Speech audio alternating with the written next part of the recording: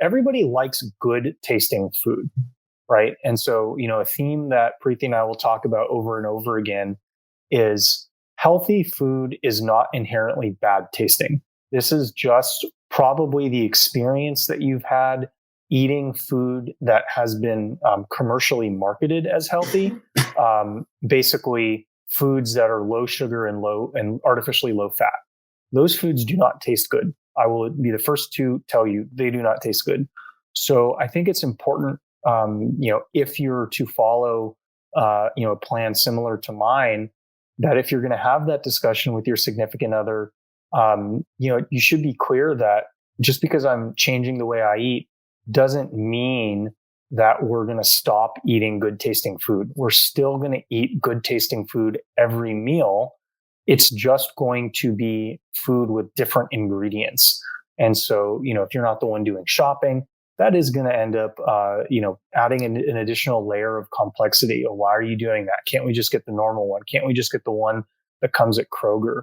The more you can, help, your significant other solve even a different problem by making the same lifestyle solutions, you tend to feel better when you eat real food too.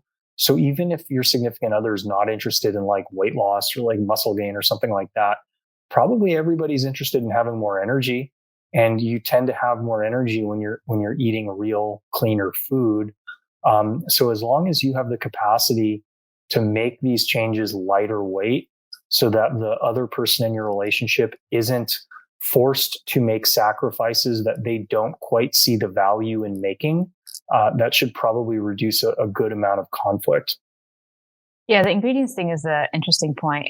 It's a very good point, because if one person really cares and the person doesn't, then that doesn't work either. Like, I was listening to actually a Clubhouse yesterday, and the guy was saying how like he was trying to save as much as he can so he can put money into Bitcoin.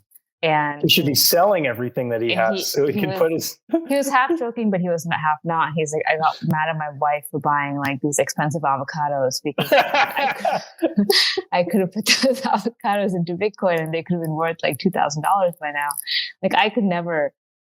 That just doesn't align with my values. I'd like, imagine having a husband like that, where like, he doesn't want you to buy good food because he wants to put it into Bitcoin.